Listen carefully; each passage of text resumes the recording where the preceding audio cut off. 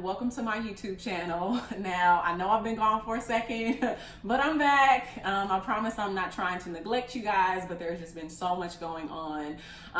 But for those of you guys that are checking out my channel for the first time, I've just basically been sharing my faith journey. I moved from Los Angeles to Atlanta in the beginning of 2017 on a word from the Lord. The Lord told me to move out here, not look for a job or ask anyone for money. And so I've just been sharing the many miraculous ways that God has provided for me and shown up for me. So for those of you guys that are new here, feel free to go back and check out my previous videos if you want to get all caught up and such. But for this particular video, I'm just going to be sharing what happened in month 4. So here we go. So in my previous video, as I've mentioned before, I was threatened with eviction, and I share how God came through, no consistent means of income or anything like that. God just providing for me. And at this point, it is about mid-May, and I was just back to being broke. I mean, I've been broke, but I was, thinking that there was going to be just a drastic change at this part of my season, or thinking that my wilderness was going to be over. That is not what happened at all. And so basically, with that being said, I had these expectations that, okay, well, I was threatened with eviction, so that means it can't get too much worse, after this, unless I'm actually going to get evicted. Like, I was hoping that wasn't the case, but it seemed kind of long for me, because this had been about 3-ish months or so. And 4-ish months or so, and I was like, this is just a really long time. And so I was kind of starting to think, like, am I missing something? Or like, why is it, things just don't look the way that I thought that they would look. And so basically, I was down to dollars yet again. I've been low on funds, but I was down to dollars in my account, not really knowing, where the next meal was going to come from. Now, mind you, I never went without food ever. God literally provided for me. Like, he dropped it as it was needed, and I had just noticed, I was like, oh, he's doing this strategically. And I started to pay attention to the pattern and how he was providing, because I was not to rely on my funds. I was to rely on him as my provider. And so I remember there was a day where I had gone out to eat with a couple friends of mine. It was after church, and they were going, and I'm thinking, I'm just going to tag along and, just fellowship, I guess. And so I was hungry, but I was full of pride, because I was like, I'm embarrassed that I have about literally dollars to my name, and I can't afford to get myself something to eat. And they knew what I was going through, but I think that they didn't they knew in detail, but I don't think that day they knew that I was broke. Once again, they're not obligated to do anything for me, but one of my friends, she had offered to pay for me to eat that day, and it was after about a few minutes of wrestling and acting like I wasn't hungry. And so she had fed me, and so I was super grateful for that. But I was embarrassed, and so there were just some things. That was one of the things that I eventually had to get over, and just look at it as like, this is the vessel that God has chosen to use to be a blessing to me, and it's not about me providing for myself. Ultimately, it's God. But that's something that I just had to learn from. And so I also, maybe about a fefew days after that or so, yet again, still low on funds. And when I tell you, as far as like my groceries and things like that, I'm buying pasta sauce, because that's about $4, $3 or $4 or so. And I would even feel guilty. The enemy would have me feeling so guilty to buy groceries. Like, I was like, oh, I'm just gonna burn. Like, it's just, why am I spending this money? What am I supposed to do? And God had like clearly provided, and he would just keep telling me that. And so basically, I remember about a few days after that, I was starting to get really angry, because I was like, I'm expecting some sort of change. And I think at this point it's about late-ish May or so, and I was at a friend's house, and I was getting so upset and just like moody, and I was like, this is crazy. Like, I said yes to you. Like, I just feel forgotten about, almost, like, even though he was still providing, but I had been so frustrated and been like spiritually towed up that I was like, am I missing something? I don't know. And so then I get a text message actually from my cousin later on that night, and she said, cousin, she was like, do you have a PayPal account? And I was like, yeah, but I don't really use it, I guess. And so I haven't used it in a long time. And so I was like, I guess I can figure it out. And it's still not clicking, like, oh, she's going to send you some money, right? And so then I went and sent her my PayPal information, and she had texted me. It was either PayPal or Cash App or something like that. And so she had texted me. She was like, "Did you receive it?" I was like, "Yes, I got it." And she sent me about $75. She had no idea I did not have money for food. She had no idea, like none of that. You know, like God is really in the details. You know, and so I didn't tell her later on, as far as like what I had been going through and me being so low on funds and not really knowing where my next meal was going to come from until months later when I went home to visit. And she was just like, she was amazed, you know. And so I also planned a trip, or excuse me, I didn't plan a trip. My cousin had planned a trip for him and his children. And they were planning to go to Disney World in Florida. They live in Los Angeles, but they were all flying to Florida. And he called me about a month prior and told me, he said, you know, cousin, like if you want to come with us, like you can. He said, if you want to help with the kids, like I'll compensate you and all of that. And so I was like, all right, cool. I'm thinking I have no obligations. Now, typically for me, I'm not really going on vacation if I don't have any money, right? Now, granted, there are believers that are out there that are traveling by faith.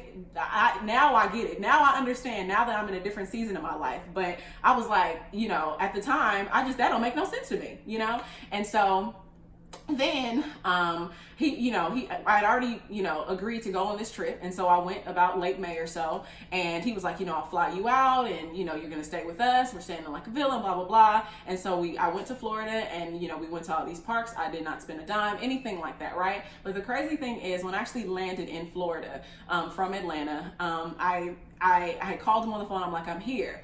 Initially, the goal was for me to ride with them and to go with them to where we were staying, but there was not enough space in the car with their kids. And so he was like, I just sent you an Uber gift card that you could use so that you can, you know, get from the airport into where we're staying. And so I was like, all right, cool. So then I go downstairs to airport pickup. And there was like nobody out there. It was like a couple vans, a couple trucks or something like that. But I go out, as literally as soon as I go outside, there was a guy, and he was just like, "Oh, you looking for transportation?" Or I can't remember his exact wording, but he had asked. And I was like, "Yeah, you know, I'm looking for an Uber or something like that." And so he was like, "Oh yeah, like I do Uber." And I'm thinking in that moment, I was like, "Lord, I'm really not in the mood to get kidnapped right now. Like I really just hope this is you, because this is crazy, right?" Because he was like the only person that was down there. And so then I go and walk my bag over to him, and I think he asked me like what area I was going to, and I told him. And so I had asked him, I said, I have an Uber gift card, will you accept that? And looking back, I think that there was like some sort of misunderstanding or so, as far as like what I was saying, because he was saying like he couldn't accept that because it was airport pickup, and I don't know if it's like a different contract or something like that. I had no idea, but I was like thinking like, well, you know, it's fine. And so I just ended up using my card, my debit card. On my debit card, I had $106, and half of that was actually going to a bill that was due in a couple of days. And so I'm over here just cruising by faith, because I'm like, I am just hoping and praying that, you know, it's no more than like $50 something, you know, as far as this ride, because my destination was about 35 minutes away from the airport.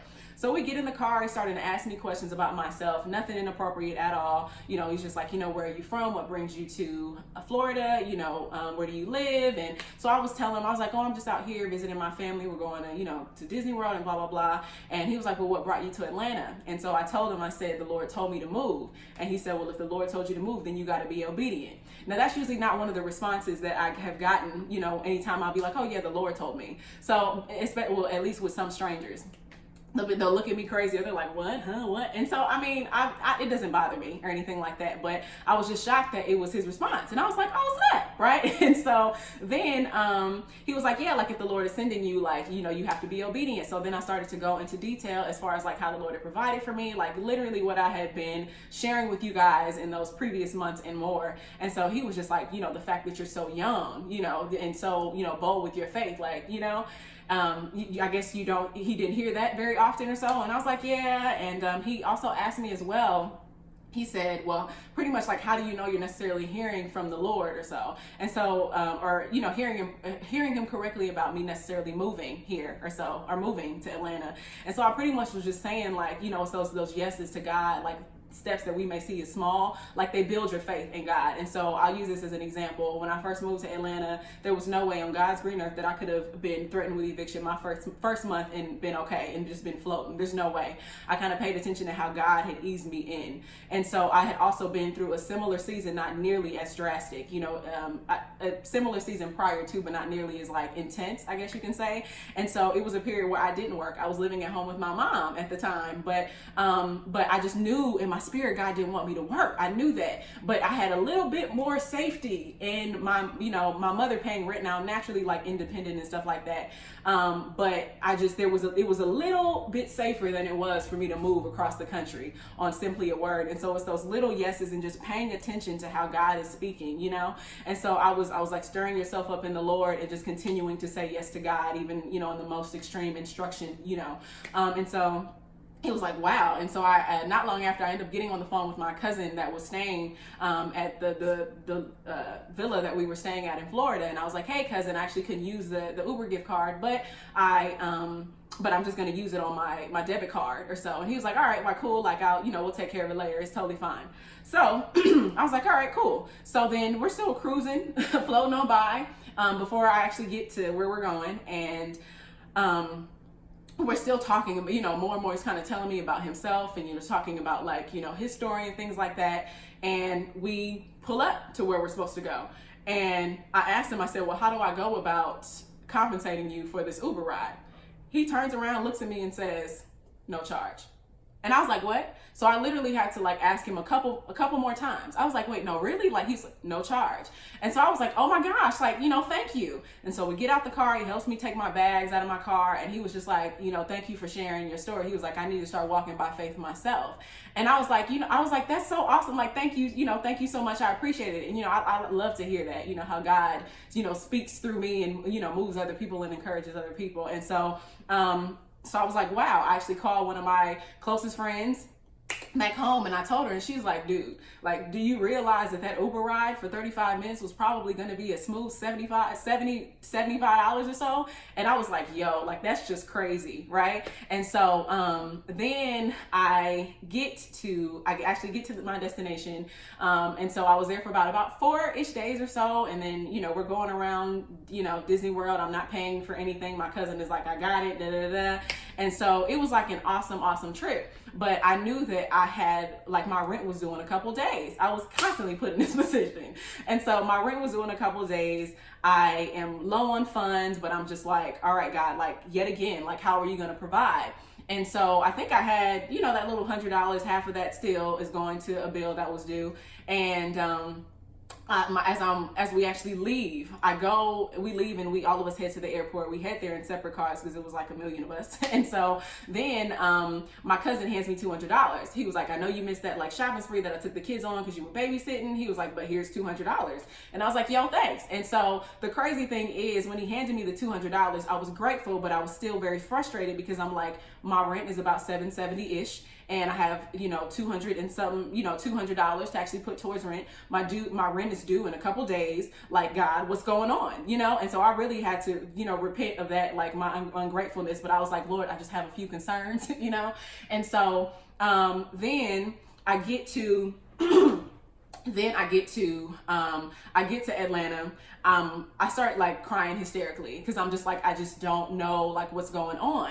And with the money that my cousin had given to me, I was at this point where I was like, well, do I give this money to, or put this money towards my rent, or do I put this money towards my car note that is like 29 days late? And so for those of you guys that are either, anyone dealing with credit, anyone got credit, right? So if you're about, I think it's like 30 days or you're after the 30-day mark, they report you to the credit bureau. And so I had called my credit union before and I was like, well, how much does that affect my credit if it's paid after the fact? And so they were like, about 35%. That's a lot. That's a whole lot. Now, granted, God is greater than a credit score. I'm not trying to encourage anybody to just, be solely relying on that. Please be responsible. But I was just like, this is just too much, like 35%.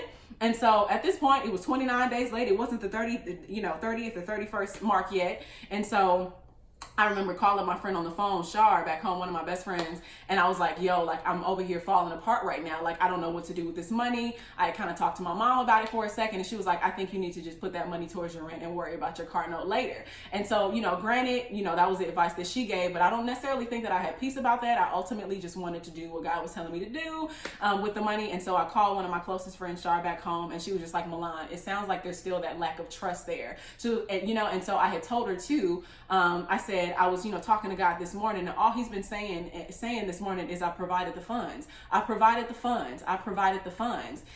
And I was like, you know what? I was like, I'm just, because I was crying and losing it. And so she was like, Milan, like, if God has already told you he's provided funds, like, pay your car note, doggone it. Like, And so she was just like, he will provide, like, as it's needed. Like, you're hearing him.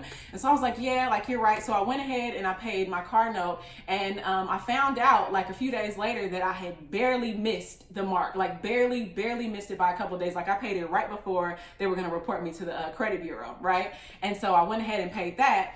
Now, at this point, it's very late May, probably 30th or 31st or so. The 31st, I am crying hysterically. I'm just like, okay, I got $100 and something left. Lord, like, why are we here again? I feel like I'm constantly stressed out. And I was like, well, like, where is it going to come from? And so I remembered 6 weeks prior to the 1st of June, right? 6 weeks prior, I'm a part of a union. I'm part of a union, and basically in this union, it's an entertainment union basically. And so I mentioned in previous videos, I'm a professional dancer. I'm not really working in my field right now, but there's a show that I worked on that was totally fine. God was totally giving me the clearance to work on that show years ago. But this show airs from time to time. There's still syndicated episodes that air, and so I get residual checks for that. And so they literally come at random. There's no like, oh, one check a month. Like, it literally depends on how much they air. And so they had contacted me 6 weeks prior to June 1st, and they were like, there's a residual check that we've been trying to get to you for the last 2 years. And they had contacted me twice in the last 2 years, and I would always respond, but I would never get a response from them. But I never really pressed it. Like, it was just really weird because I ain't never been rich. So I don't know why I didn't press it. And so I was like, okay. So I had sent over that information that 6 weeks prior to June 1st, and I sent it over, and they were responding right away, and they were like, okay, we're going to send it out. It should be to you in about 6 to 8 weeks or so. And I was like, all right. I was like, okay. And so I remember as we were getting closer to June 1st, the Lord kept reminding me of that. He said, it's going to be in your mailbox on the 1st of the month. It's going to be in your mailbox. And I'm thinking, if they give you 6 to 8 weeks, what is the odds that it's going to arrive on the first day of that 6 weeks? Like, what? And so I was just like, I don't really know. And so, mind you, falling apart the 31st, had to gather my life. I'm turning on worship music. I'm worshiping and, literally just trying to stir myself up in the Lord, because yet again, here we are. And so then I go to the mailbox on the 1st of the month, and the residual check is in the mail for $442. And so I was like, what? And so I was like, oh my gosh. And so it was that day, because at the first, at this point it's the first, it was either that day or the following day, I actually went to the bank. I think was it the second? Maybe it was the second. I think it was probably the second or so, or second or third. And I don't know why it took me to the second or third to actually, I don't know. But anyway, I went to the bank, and I went to deposit the check. Right. And it was just so much drama going on at the bank that day. Like, they were giving me the hardest time. So they were saying, I deposit the check, then they were like, there's a hold on your check. For what? Like, why? Like, I don't understand. It was like, yeah. And they held like about $200 or so, I think. And so I was like, what is going on? So I stepped out of the bank. I called my credit union, because I was like, that's not going to work. And I called them and I asked them to release the hold. So they released it immediately. Right. So I'm like, cool. I went back into the bank. I said, I just called my credit union. They released the holds. Can you deposit those funds? Then I was like, because I need to, I needed to pay, my rent or something. And so I remember I had also called, I think right before I actually went back to the teller, I called my leasing office or something like that. And I was telling her, like, I was asking her, what time do you guys close today? Because I want to come to your office. And so I didn't even plan on saying this, but out of my mouth, like, spewed, I was like, I don't have everything, but I can pay in partial or something like that. And she was like, oh yeah, just bring me what you have. And I was like, what? So this is the assistant leasing manager telling me like, oh, no, it's fine. Just bring what you have. No, it's totally fine. And I was like, what? And so then I go to the teller, I believe at this point, and I was just like, all right, well, can you guys write me a banker's check or something? And so then come to find out, the doggone machine broke. I was like, what is going on up in here? And so they were like, I'm sorry. And mind you, my, leasing office was getting ready to close in about an hour, or probably less than that. So I was really pressed for time. So I was like, think Milan, think. And so then I went to a grocery store and I had them write me a money order or so that I could give them what I had. And so I went, got the money order, made it to my leasing office before it closed. And I talked to the assistant leasing manager, and I just told her, I was like, here, this is what I have. I will get the rest to you as soon as possible. And she was literally not sweating me at all. She was like, just give it to me when you can. Oh, don't worry about it. No big deal. And I'm like, what is that? You never hear about that. And so I was like, what? And so I wasn't gonna press it. I said, praise the Lord. And so I went and I paid that, and that covered my rent, for the month of June. And it's just, first of all, my story is just nuts. Like, God's like favor and his faithfulness. Like, so for those of you guys that have been following, my story, or the Lord is telling you guys to step out on faith, I pray and I hope that my story has been of encouragement to you, because he is in every single detail. Like, I know we feel like, we have these expectations on how he's going to provide. We just need to trust that he will, because he's God. And so I think we start to drive ourselves a little crazy when we try to start to put things together and, try to put God in the box as far as how he's going to deliver. But I hope my story, it encourages you guys. I have read the emails, I have read the comments and all of that. And I'm not ignoring you. I promise I'm not neglecting you. It has just been a whole lot going on in this current season that I'm in right now. And so it's just taking me a little longer to respond. But it's literally, you guys, like, God, he's so faithful and he's so good. Just continue to say yes to him. Continue to walk in his ways. Continue to trust. Continue to believe in all of those things. But if you guys have any questions, feel free to put them in the comment section or anything like that. Feel free to continue to email me. I promise I will get back to you guys. But I will continue to share my faith journey. I will continue to share my story. I will be sharing what happened in month 5 very, very soon. I'm going to do a better job at knocking out these videos so that you guys aren't waiting for about 6 to 7 months for an update. So until then, until next time, see you guys later. Bye.